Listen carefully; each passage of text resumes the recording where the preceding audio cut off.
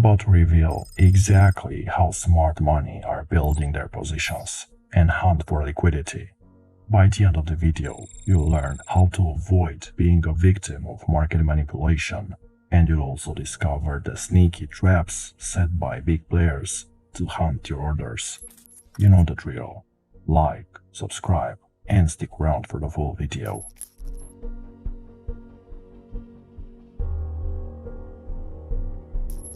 Imagine for a second that you are the biggest player in the market. What would you need to do to trap traders and make your profits at their expense?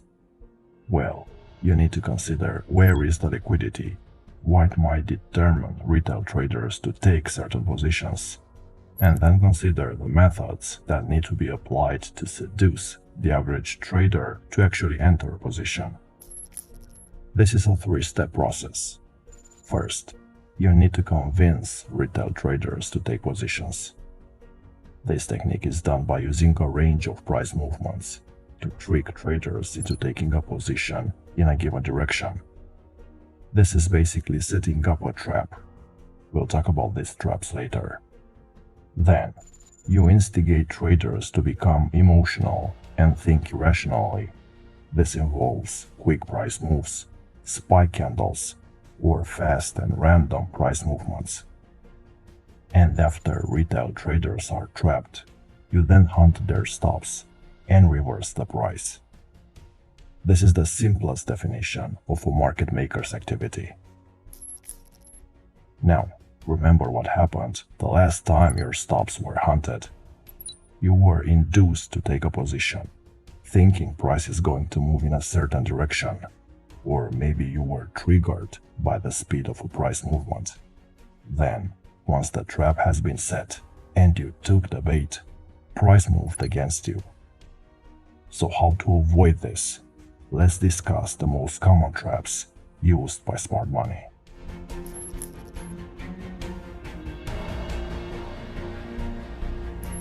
The Asian trading session is one of the main zones targeted by the smart money.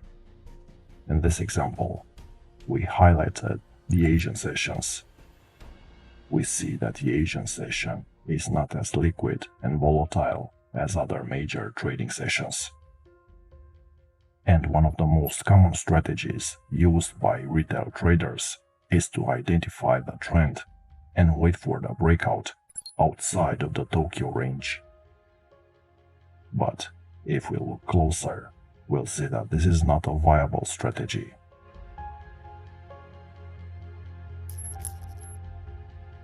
If we analyze these 3 consecutive Tokyo sessions, we see an interesting pattern.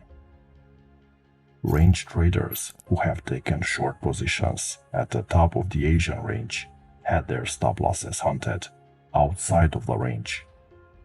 Each time, the market reversed aggressively in the opposite direction.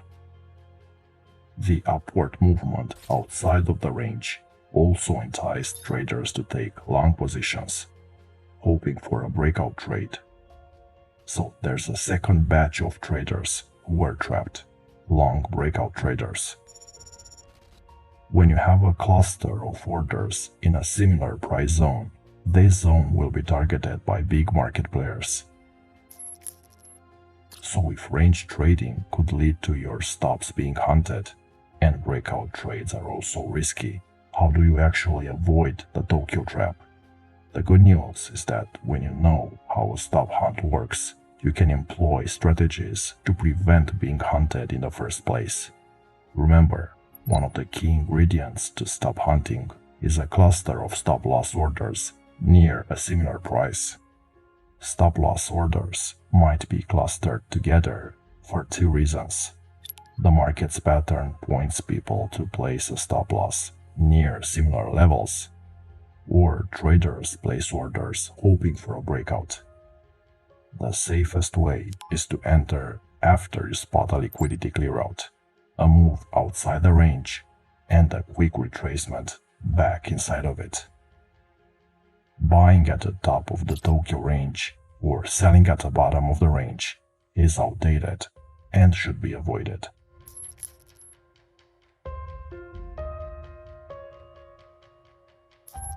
Smart money also induces traders to take the wrong direction by using sharp and aggressive moves near the high or low of the day. One of the ways of identifying that you are in the right place is that the market will seem to be quiet in consolidation and make a sharp move out of the range, faking the breakout. If you were to take a trade in the area of the high or the low of the day, you might notice that price has some activity. You'll see the quotations changing, but the actual movement is little. The ticks are moving up and down, suggesting that there's lots of activity, but in fact there is little movement. In this case, a reversal might be on the cards. The stop hunt involves a deliberate movement outside of the range to what will become the new high or low of the day. The stop hunt has two major objectives: to take out existing stops and to encourage traders to commit to new positions in a direction that is opposite to where the real trend is going to be. It is common to see price undergo a further price of accumulation, which induces traders to take further positions. And when there are enough positions, the price is moved in the direction of the true trend, and their stops will be triggered.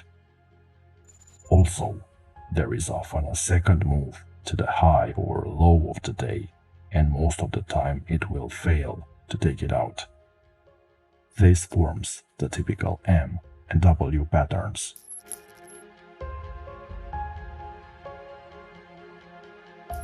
A wedge or a triangle is a common pattern which allows smart money to trap traders in both directions.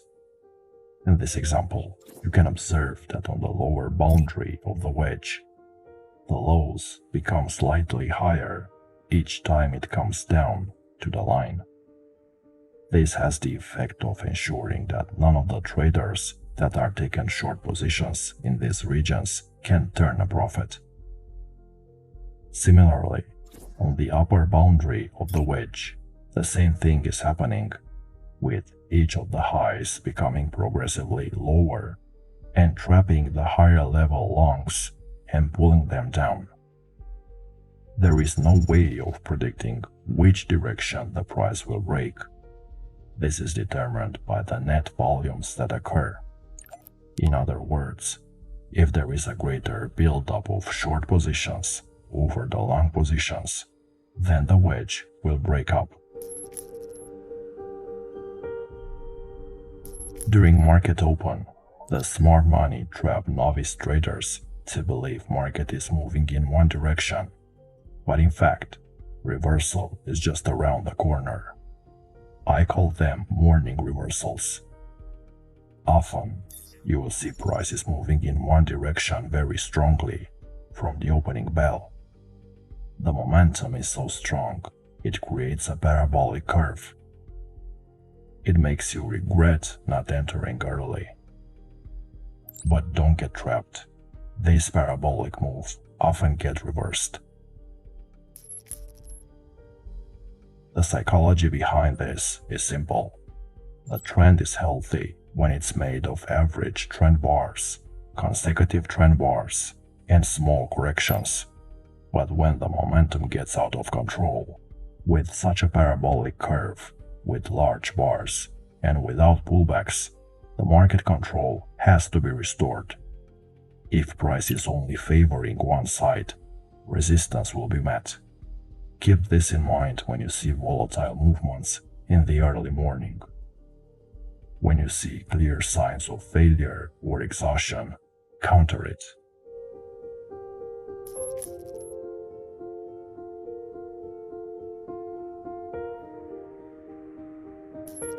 Accumulation and distribution periods in the market are a constant process of exchange.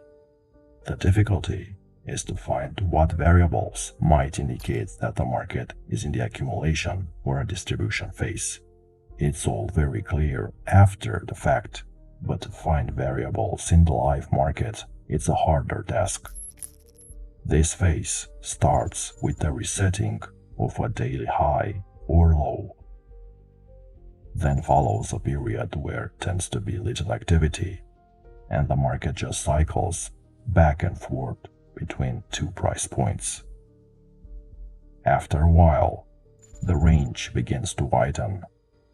This has the effect of triggering pending orders placed by breakout traders. Smart money gradually accumulates as more and more traders begin to take the bait.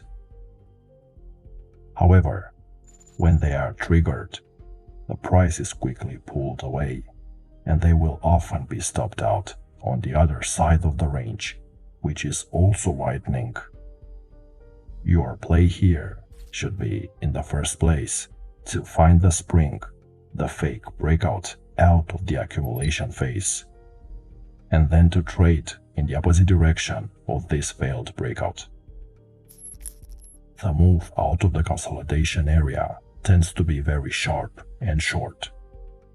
The first thing you need to see is a large sideways consolidation area. Generally, the longer the consolidation, the more powerful the resulting thrust. Once the consolidation is underway, you look for the spring pattern. The spring is simply a false breakout of the accumulation area where weaker hands expect a larger retracement or a breakout. The market breaks out of the consolidation only to return inside the range. In a consolidation area after an uptrend, the spring would appear on the lower side of the range. In a consolidation area after a downtrend, the spring would appear on the upper side of the range. In the case of a bullish spring, a false breakout on the lower side of a consolidation area, the entry is when the market swings higher from the spring candle.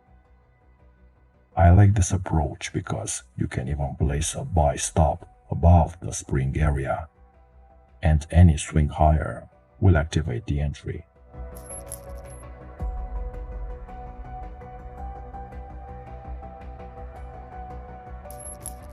Don't trust the high spread bars within a trading range. Often, you will see a large body candlestick with little or none wick taking a lot of space within a range. It looks very strong, but it can also trap a lot of traders to enter. Prices rotating inside the range sometimes breaks out for a bit, flushing out weak players out of the market. But it is usually contained within an approximate range. If a large bar is taking all the space, there is actually no more room to move. Price has to reverse.